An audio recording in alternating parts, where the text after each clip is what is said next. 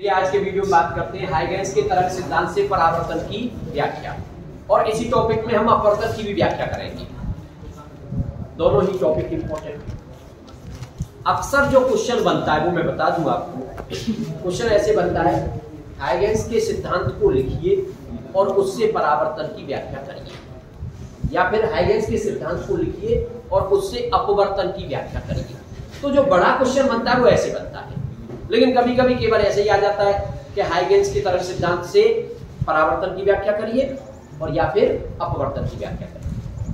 कभी कभी हाइगेंस का नाम नहीं लेता, ये कह देता तरंग सिद्धांत के आधार पर परावर्तन की व्याख्या करिए या अपवर्तन की व्याख्या करिए। बात एक ही है, एक ही टॉपिक है, आप उसको समझने की कोशिश करें। तो देखिए, टॉपिक लगभग थ्योरेटिकल है और थ्योरी ऐसी है कि अगर आप एक बार समझ गए अच्छी तरह से तो भूलोगे नहीं।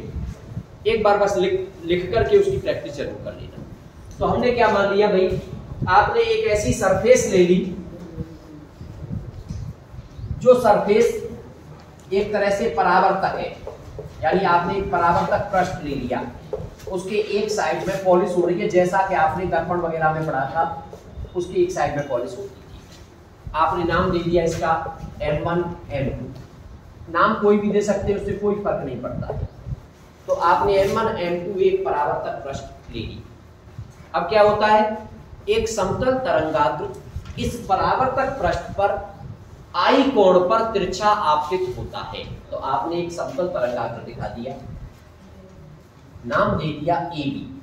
AB एक समतल तरंगाग्र है जो इस परावर्तक पृष्ठ पर I कोण पर तिरछा आपतित हो रहा है। आपको दिख भी रहा है।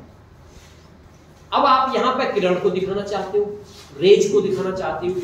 वो बात हम पहले ही बता चुके हैं आपको, रेज जो होती है वो तरंगाग्र पर हमेशा लंबवत होती है। वैसे तो आप चाहो उतनी रेज दिखा दो, लेकिन अगर आप इसमें 10-20 रेज दिखाएंगे तो हमारा फिगर ही कॉम्प्लिकेट हो जाएगा, हम समझ ही नहीं पाएंगे हम क्या शो करना चाह रहे हैं। इसलिए केवल और केवल 2 रेज दिखाया करो। अगर ज्यादा चाहते तो 3 एक बीच में और ले लिया करो, लेकिन मैं यही कहूंगा आपसे 2 रेज लेकर के चलिए आप। एक रेज बी पॉइंट पर और एक रेज ए पॉइंट पर। तो आप जब बी पॉइंट पर रेज दिखाओगे तो रेज ऑलवेज परपेंडिकुलर, हमेशा लंबवत होती है तरंगाग्र पर। तो आपको लगना भी चाहिए कि वो 90 डिग्री का एंगल बना रही है, यानी ये वाला एंगल 90 डिग्री का दिखना चाहिए। और ऐसे यहां पर भी ये लगना चाहिए कि हाँ ये 90 डिग्री का एंगल बनाते हुए रेज आ रही है। रेज अगर है तो उसमें एरो का साइन भी दिखाओ, जिससे क्लियर दिखे कि हाँ सर ये रेज है। इनके नाम दे दिए, इसका नाम दे दिया 1 और इस रेज का नाम दे दिया 2। आप कोई और नाम भी दे सकते थे, कोई प्रॉब्लम नहीं। इधर आप चाहें तो इस सरफेस पर एक नॉर्मल अगर आप दिखाओगे ऐसे करके, इसको नॉर्मल M कह रहे हो, तो ये एंगल इसके और इसके बीच का एंगल I है, तो नॉर्मल का इसके साथ जो एंगल होगा वो भी क्या हो जाएगा, I। क्यों हो गया I, ये भी समझ लीजिए। देखिए, इस वाली सरफेस पर नॉर्मल परपेंडिकुलर होता है और इस वाली सरफेस पर ये परपेंडिकुलर है। इसका मतलब जब इन दोनों के बीच का एंगल I है तो इन दोनों के बीच का एंगल भी क्या हो जाएगा, I हो जाएगा। ठीक है, आगे बढ़ते हैं। तो ये तो अभी कुछ नहीं, ये तो गिवन वाली बात हो गई क्या एक समतल तरंगाग्र है AB जो कि एक परावर्तक पृष्ठ M1 M2 पर I कोण पर तिरछा आपतित होता है। अब हमें करना क्या है, हमें परावर्तन की व्याख्या करनी है। हमारा 3 पॉइंटों का टारगेट है। पहला पॉइंट, ये आने वाला जो तरंगाग्र था इसको आपतित तरंगाग्र मानिए। अब आपको परावर्तित तरंगाग्र ड्रॉ करना है। पहले आप जानते थे हाइगेंस का जो तरंग सिद्धांत है वो एक ज्योमेट्रिकल कंस्ट्रक्शन है।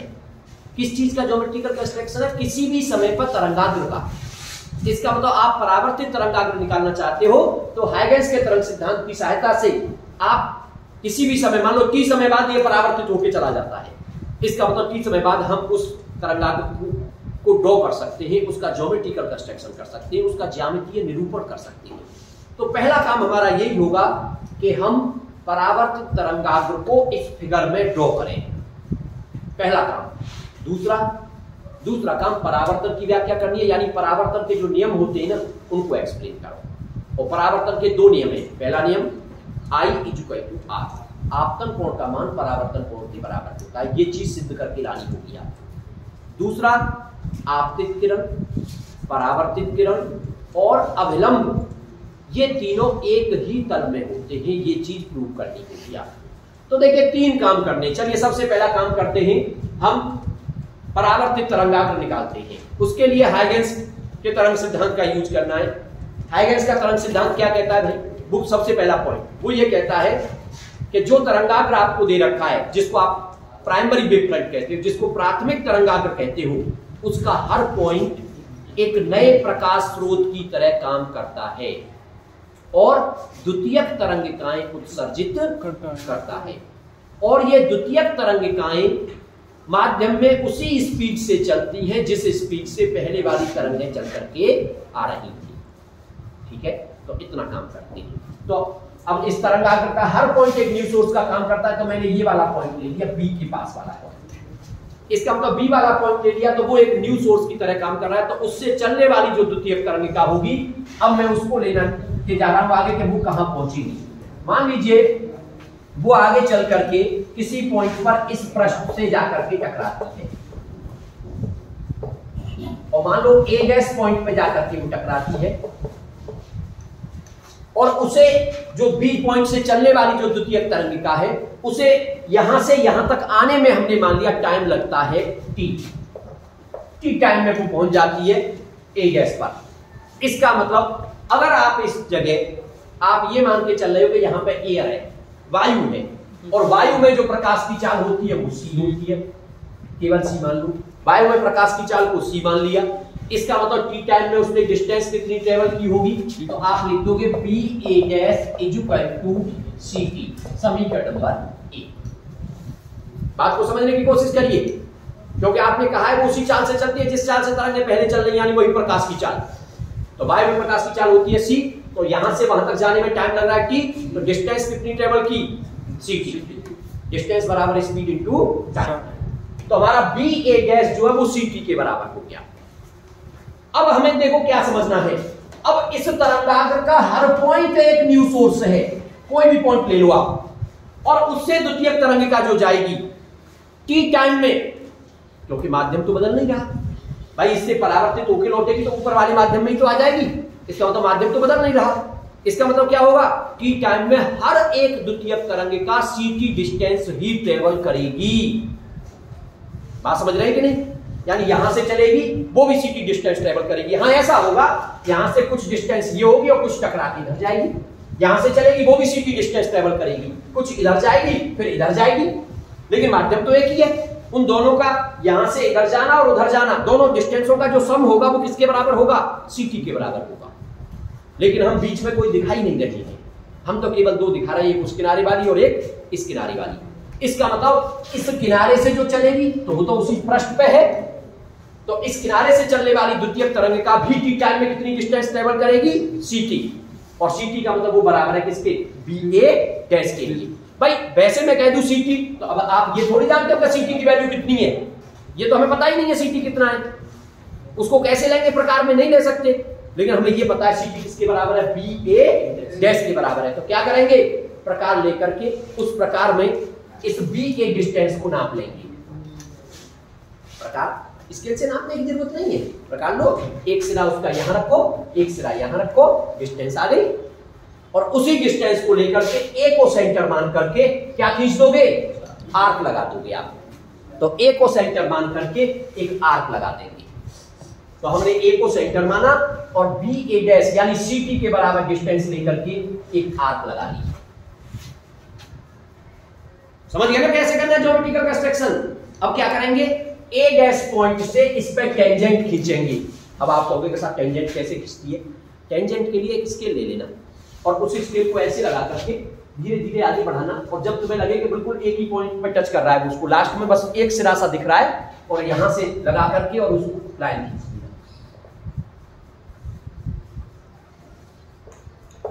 ठीक है, स्केल से खींचोगे तो और बढ़िया आएगा। अब जिस पॉइंट पर ये टच कर रहा है उस पॉइंट को ए से मिला देंगे, और चाहो तो आगे निकाल देना। अब ये वाली किरण कौन सी थी आपकी? जिसका नाम दिया था 1, और 1 वाली किरण अब यहां से आगे जा रही है तो इसका नाम दे देना 1 का डैश। ये वाली किरण कितनी थी? 2, ये आगे चली, और यहां से जब अब ये टकरा के जाएगी तो जो तरंगाग्र होता है किरणें हमेशा उसमें लंबवत होती हैं, इसका मतलब अब जो इस पॉइंट पर दिखाओगे तो यहां से लंबा दिखाना 90 डिग्री के एंगल से, और ये हो जाएगी 2 तो ये जो इसका ए गैस नाम हो गया, यहां पे नाम दे देना बी गैस, यानी बी गैस ए गैस को आपने मिला लिया। ये जो बी गैस ए गैस आया, यही आपका परावर्तित तरंगाग्र है। पहला काम आपका कंप्लीट हो गया। एक बात दोबारा समझने की कोशिश करिए, क्योंकि ये टॉपिक बिल्कुल अलग है। आज तक आपने इस तरह का कभी पढ़ा ही नहीं था ऑप्टिक्स में। आपने रे ऑप्टिक्स पढ़ी, रे ऑप्टिक्स, ये वेव ऑप्टिक्स है, ये बिल्कुल अलग चीज है। तो एक बार दोबारा समझ लीजिए, ये तिरछा तरंगाग्र ए बी आ रहा है, ए बी का हर पॉइंट एक नए स्रोत की तरह काम कर रहा है, लेकिन हम हर पॉइंट बीच, आप कहोगे सब बीच में ले लें, चलो बीच में ऐसे करके ले लेना, ऐसे दिखाना, और फिर यहाँ से ऐसे करना, ऐसे दिखाना, कोई प्रॉब्लम नहीं। अगर आप यहाँ से ये और इसको मेजर करोगे तो ये भी आपके किसके बराबर आएगा, ये गैस के बराबर आएगा, ठीक है ना। लेकिन उससे क्या होता है, फिगर कॉम्प्लिकेट सा हो जाता है, इसलिए मैं केवल 2 लेकर के चलता हूँ। आपका फिर भी मन करे तो लास्ट में ये जब फिगर ड्रॉ हो जाए ना, तो एक बीच में से ऐसे दिखा देना, यहाँ तक मिला देना और यहाँ से फिर ऐसे मिला देना, तो कोई दिक्कत नहीं, और 2 छोड़ दोगे तब भी कोई दिक्कत नहीं। तो क्या कह रहे हैं सर, ये ए बी एक तिरछा तरंगाग्र आपतित हो रहा है, उसका हर पॉइंट एक न्यू सोर्स की तरह काम कर रहा है। तो हम हर पॉइंट नहीं ले रहे, केवल हम 2 पॉइंट ले रहे हैं, एक बी वाला और एक ए वाला। तो पहले बी का लेते हैं। तो बी से चलने वाली द्वितीयक तरंगिका जहां भी टकराए जाकर के, मान लो वो की समय में जाकर के टकरा रही है, तो वो जो डिस्टेंस होगी बी ए डैश, अगर स्पीड को आप सी मान रहे हो तो वो बराबर हो जाएगी सी टी की। अब आपको बस कुछ नहीं करना है, उस सीटी को प्रकार में लेकर के और ए को सेंटर मान करके चाप लगा देनी है, और यहां से उस पर टेंजेंट खींच करके, जहां टेंजेंट खींचे उस पॉइंट को बी डैश को ए से मिला देना है। वही आपका ए डैश बी डैश जो आएगा, वही आपका परावर्तित तरंगाग्र हो जाएगा। तो एक काम हो गया क्लियर। अच्छा, अब आप कहेंगे ए बी डैश, तो ए बी डैश भी किसके बराबर हो गया भाई, वो भी सी टी के बराबर हो गया, समीकरण नंबर 2, क्योंकि वो तो आपने नाम करके लगाया है चाप। अब आपको कुछ नहीं करना, अब आप इन दोनों त्रिभुजों को लीजिए। त्रिभुज कौन कौन से, A B A dash and A B A dash हो गया, और कौन सा, A dash B dash A. ये दोनों त्रिभुज ले लिए आपने, और इन दोनों त्रिभुजों को तुम्हें सर्वांग सम सिद्ध करना है, कॉन्ग्रुएंट प्रूव करना है। सर्वांग सम का मतलब होता है एक त्रिभुज की सारी चीजें दूसरे के बराबर है। अब सर्वांग सम प्रूव करने के आपने 10th में कुछ या 9th में आपने वो कंडीशंस पढ़ी थी, 3-4 कंडीशन हुआ करती। तो यहां पे कंडीशन देखिए, अब आपको साफ दिख रहा है कि भाई इन दोनों त्रिभुजों की ये वाली भुजा बी ए डैश किसके बराबर है, ए बी डैश के। तो आप लिख दोगे बी ए डैश बराबर ए बी डैश, और बराबर है सी टी। फिर दूसरी इस त्रिभुज की भुजा देखो, ए ए डैश, अब इस वाले त्रिभुज में भी है ए डैश और इस वाले त्रिभुज में भी है, इसका मतलब ए ए डैश दोनों में कॉमन हो गई, उभयनिष्ठ, यानी ये दोनों में कॉमन आ गई। अब क्या बच्चा, कोण देखो बेटा, ये रेज है और रेज हमेशा उस पर लंबत होती है, इसका मतलब ये वाला कोण कितने का है, इधर ये भी रेज है, ये वाला कोण भी कितने का है, इसका मतलब ये कोण 90 डिग्री का हो गया, बी और बी डैश। तो कोण बी बराबर कोण B dash is equal to 90 degree, और ये उसकी एक कंडीशन होती थी। इसका मतलब आप क्या कह सकते हैं कि दोनों त्रिभुज हमारे क्या हो गए, कॉन्ग्रुएंट हो गए, और कॉन्ग्रुएंट होने का मतलब उस एक त्रिभुज की हर चीज दूसरे त्रिभुज के बराबर है। इसका मतलब कोण ए बराबर हो गया ए डैश के, ए इस ए, और इस कोण को हम क्या मान करके चल रहे थे, आर। इसका मतलब अब ये जब दोनों सर्वांग सम हो गए, इसीलिए आप लिख सकते हो कोण ए बराबर कोण ए डैश। इसका मतलब कोण आई इज इक्वल टू कोण आर, और ये परावर्तन का पहला नियम है, यानी आपने परावर्तन के पहले नियम को प्रूव कर दिया।